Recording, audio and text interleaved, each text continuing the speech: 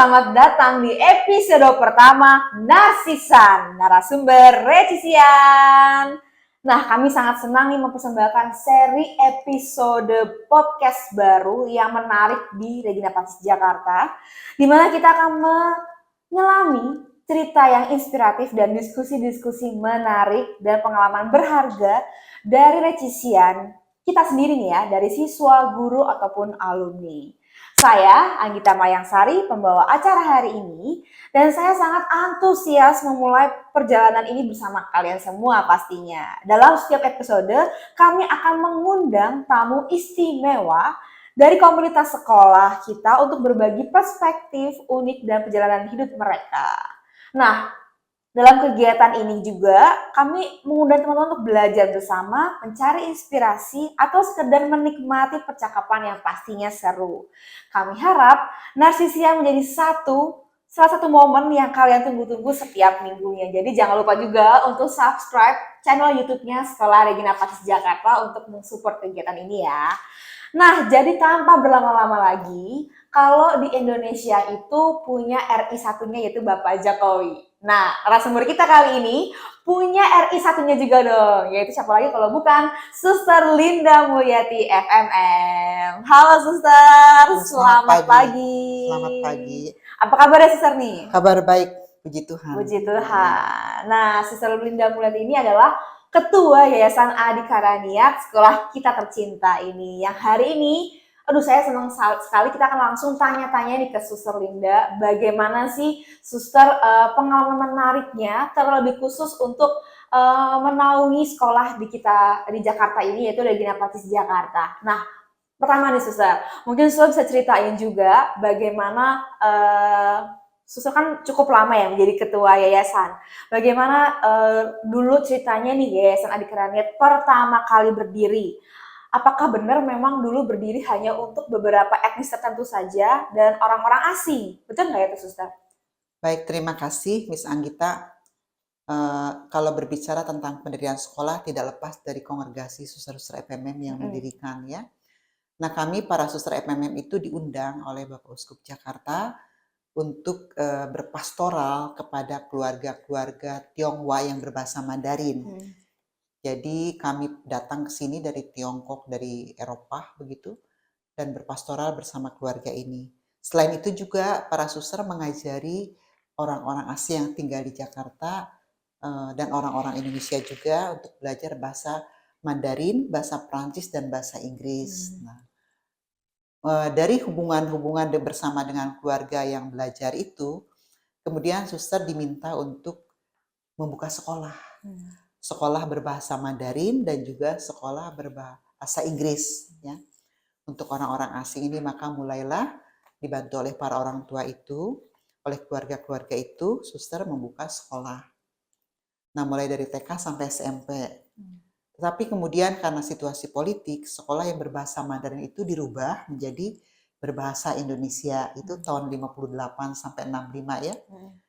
Nah, kemudian begitu pula dengan sekolah yang berbahasa Inggris, karena kan murid-muridnya kebanyakan orang-orang asing yang datang dan pergi, sehingga kemudian kan semakin berkurang, maka kemudian atas saran dari Roma, pimpinan di Roma, diubahlah sekolah bahasa Inggris juga menjadi bahasa Indonesia. Ya, jadi Mandarin dan berbahasa Inggris itu kemudian menjadi sekolah berbahasa Indonesia, sekolah nasional, yang namanya Regina Pacis memang dari awal. Nah, pada tahun 65, para orang tua murid ini yang selesai SMP, mereka meminta suster untuk membuka SMA. Ya, jadi 65 tahun 65 itu para suster mulai dengan membuka SMA. Itu pun dibantu didukung oleh para orang tua dengan seadanya. Lalu kemudian para orang tua itu membantu para suster untuk mencari dana, membangun gedung yang sekarang ini ada dan terus diperbaiki. Jadi semuanya ini dari orang tua untuk orang tua, begitu ya. Nah, sekarang hanya ada satu sekolah nasional di Jakarta ini, yaitu Sekolah Regina Pacis, yang kemudian juga kita mulai membuka juga bilingual ya.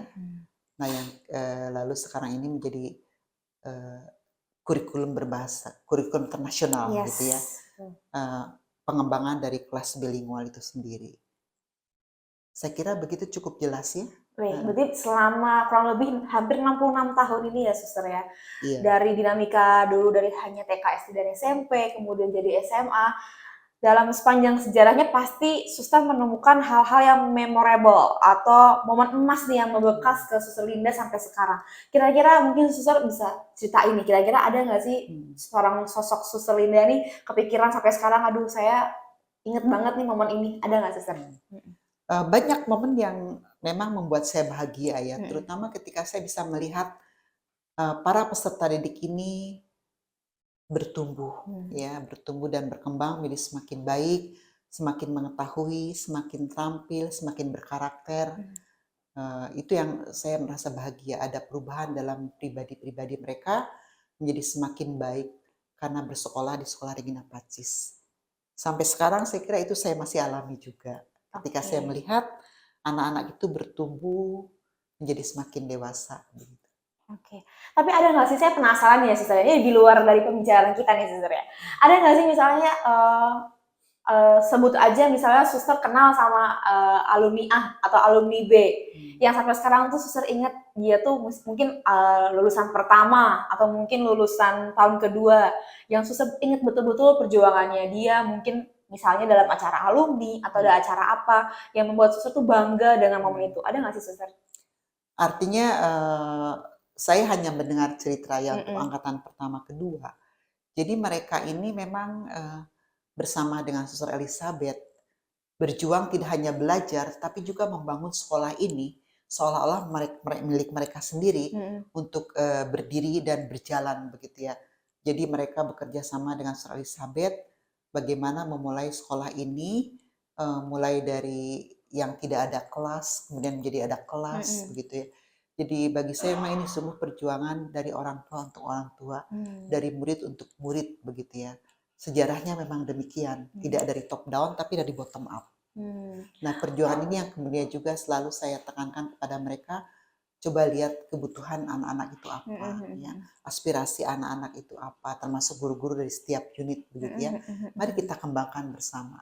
Begitu. Berarti berawal dari kecintaannya ya suster ya dengan sekolahnya sendiri sehingga akhirnya mau bahu-membahu untuk ayo yuk kita bareng-bareng untuk Regina Pacis Jakarta. Jadi bukan untuk personal pribadinya dia ya suster ya. Iya. Itu semua pasti dibentuk karena karakternya, karakter dan kerjasamanya dari guru-gurunya juga ya suster berarti ya. Oke, keren banget sih.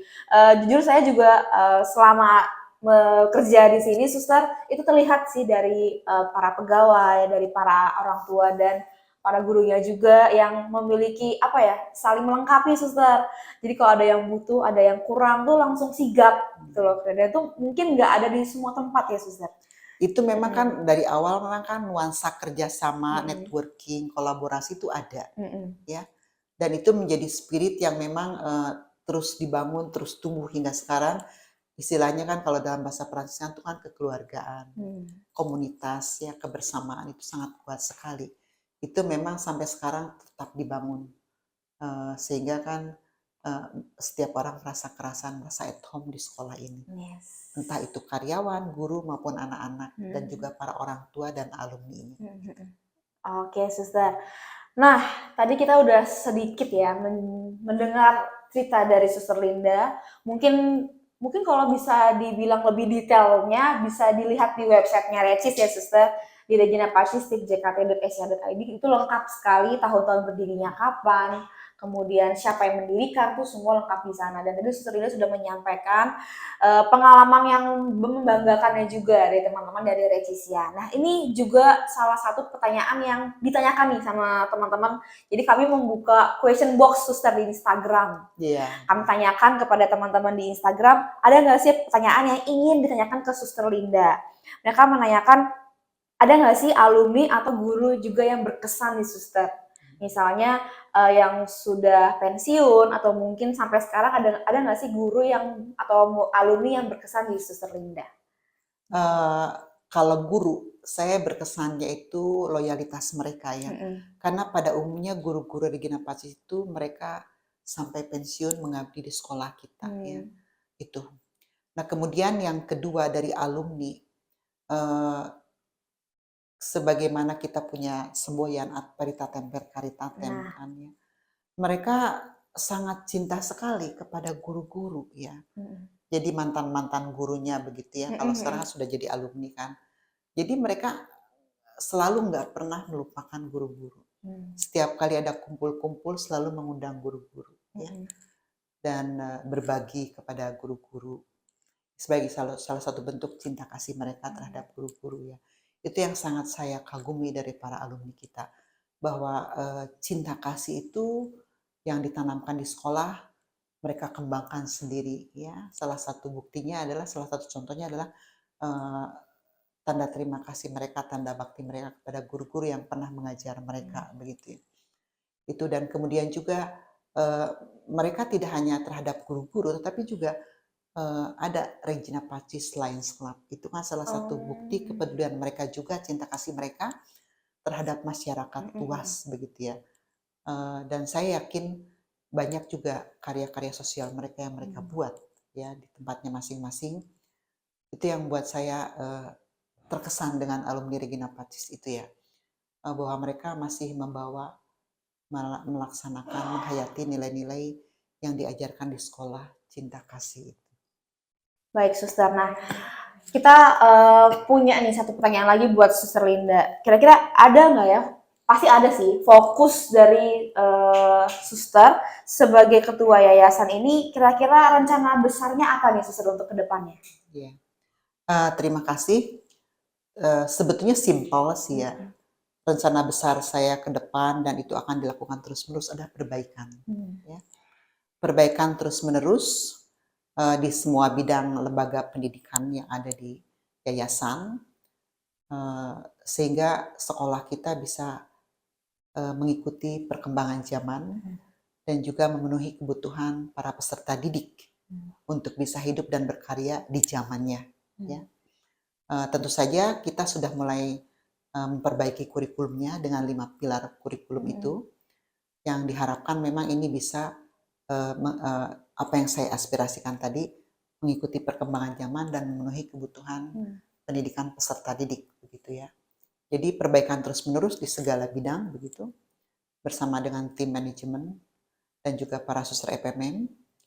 Nah, kemudian dalam waktu dekat ini, 1 tahun dan tahun depan, 2 tahun ke depan itu, kami SMA Regina Pacis khususnya akan berusia 60 tahun. Ya, jadi saya menghimbau para alumni untuk kita bersama-sama mengadakan reuni akbar, reuni intan di tahun depan begitu. Dan kami sudah mulai dengan kumpul-kumpul lah begitu ya, para alumni untuk mempersiapkan acara itu. Dan saya berharap memang acara syukur ini dapat juga semakin mempererat ikatan alumni dengan alma maternya ya, di antara alumni sendiri begitu. Seperti 10 tahun yang lalu pernah kami buat juga, jadi ini kami tingkatkan lagi. Oke, jadi ini Suster Linda udah langsung spill ya, langsung ngasih tahu nih tahun depan mau ada acara apa. Jadi buat kamu nih yang nonton podcast episode pertama ini, jangan lupa untuk nanti update terus kegiatannya di Instagramnya Recis atau TikToknya Recis juga di Recis_Jakarta, karena nanti akan kita umumkan bakal ada acara apa sih tahun depan. Yang pasti dengan teman-teman alumni dari berbagai angkatan ya, Suster ya, yang akan mengadakan acara di tahun depan, yaitu reuni intan ya, Suster. Oke, nah Suster, kita udah sampai di penghujung acara. Ternyata seru banget bersama Suster Linda. Beliau menjadi sosok yang menurut saya juga menjadi panutan untuk kami semua sepanjang ada di Yayasan Adhikara Niat.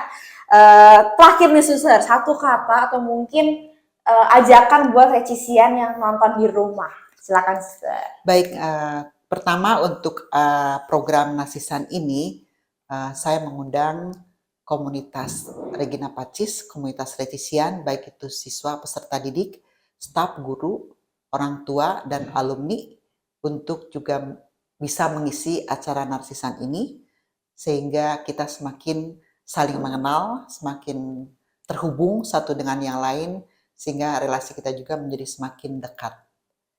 Saya kira untuk Narsisan itu, dan juga untuk teman-teman yang lain, mari kita bersama-sama mendukung program reuni akbar yang akan datang. Siap.